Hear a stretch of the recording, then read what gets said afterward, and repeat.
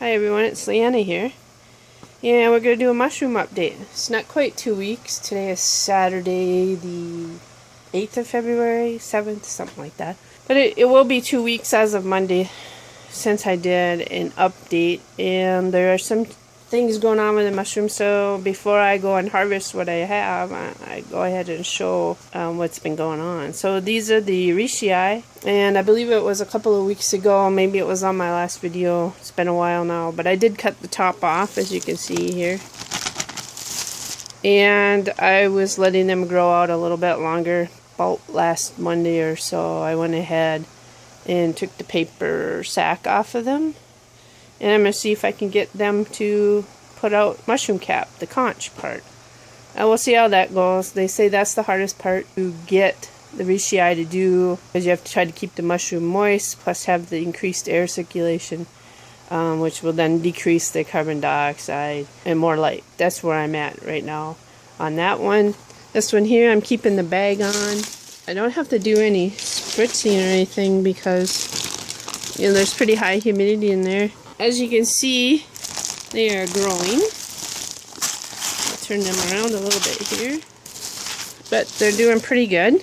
So we'll just let that go until it reaches the top of the bag. So it'll probably be a few more weeks on this bag. But I've been keeping it covered because at this point in stage, the antler stage, they don't need as much light. And so I've been keeping the paper sack on. I mean, they get a little bit light from, you know, the sides and things of that sort. So this is sort of the reishi update. This is where I'm at there. And we'll go into the storeroom and look at how the mushrooms are doing there. Alright, thought I'd go through my books that I got. Now, I introduced a couple of them when I did my oyster mushroom info video. And that was this one, Growing Gourmet and Medicinal Mushrooms by Paul Stamets. This is my new one, the Mushroom Cultivator book. A Practical Guide to Growing Mushrooms at Home by Paul. And then this is my Audubon Society one. And these, just with helping a person ID and telling a little bit about mushrooms. And I think these are all kinds, edible, poisonous, whatever. It's just a field guide. And then this one I introduced before was the Medicinal Mushrooms by Christopher Hobbs. This one I wanted as a field guide, but this one here was actually a recommendation. I have a little buddy here helping me as a recommendation if you start growing your own mushrooms. There's my friend, Lacey. Come over here, little cat. Come on. You're in the way, buddy. We'll just kind of look at the table of contents here. I'll try to get that in there. So you got the sterile technique, grain culture. Lacey's head's in the way. Lacey, your head is in the way. Come on, baby. I know you want to help. She's my helper. Anyways, where were we here? I think the most important part about this, and not the cat in the middle of everything, no. Boo cat. Boo cat. Alright, they go through compost preparation, spawn,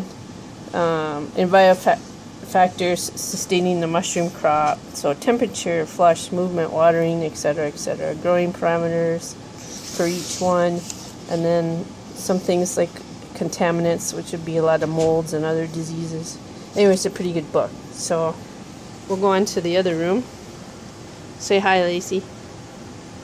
Alright, so we're here in the storage room where it's a little cooler. 62 degrees, and give or take, it's right around 70% in here. It depends on how much air circulation. Here are the shiitakes. You can see I'm getting some pinning.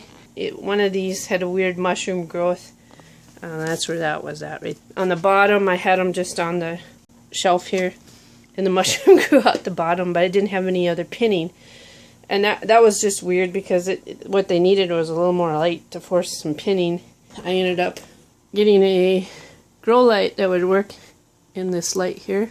And then it's one of those clip-on lights I use sometimes for the chickens, for the little chicks.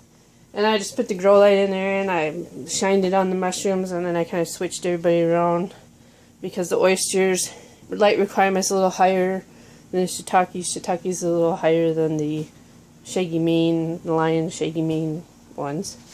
So I did have harvest a few mushrooms off the oyster.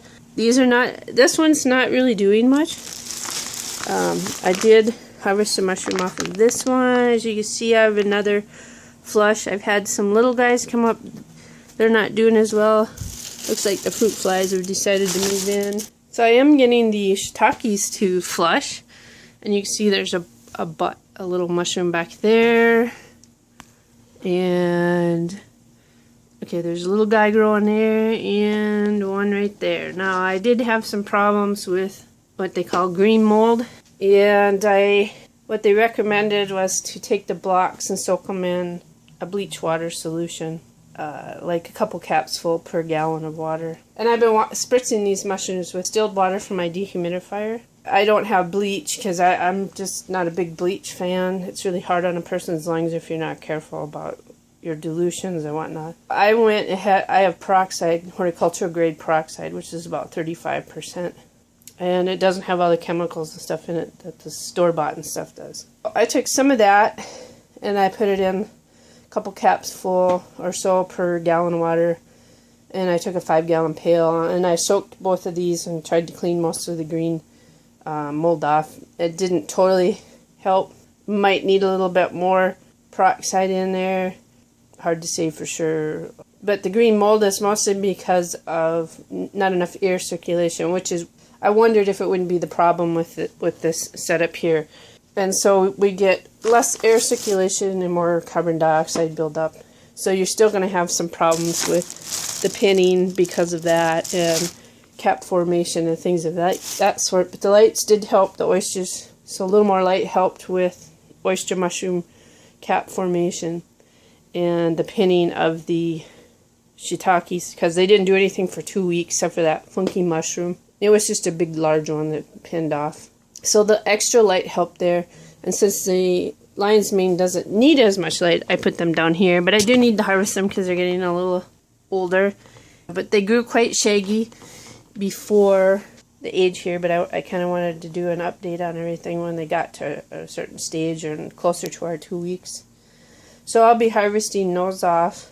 But I do think the lion's mane is kind of coming to its end. Like I said, the circulation is not as good in here as it should be. So we're getting a little bit of some mold issues and whatnot.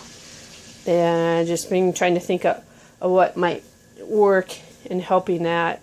And it might be just setting up some little fans or something like that. So some things to think about anyways. So I think we'll kind of end the video here. This is where we're at. This is 2 weeks. We might go another 2 weeks depending on how long it might take for those reishi to cap. If they're going to cap at all, we'll find out. If they start capping in a week, I'll do a video then. And then we'll see where these mushrooms are at the time. If they've pretty much petered out, then I think all I'll do is just take them out of here, dry the blocks off, and then I'll find myself a pail or something to put them in. And then I will save them to put in the garden for a compost pile or whatever and recycle them that way. But I thought I'd give you guys an update since it's been 2 weeks and that I am getting a few mushrooms here and there. So, I mean, doing home-growing mushrooms, you ain't going to hurt a person to kind of, let these mushrooms go through their cycles and see what you get out of them. If you're going to actually do this where you're selling, you're probably going to want to be a little more precise at what you're doing. But this is the fun part, is you get to figure out all those details in your home growing situation and kind of work there. So it's sort of fun. And I like the mushrooms. They taste really good. And a lot of them are good for you. We'll leave it at that. Thanks for stopping by and watching the video. And we'll talk to you again.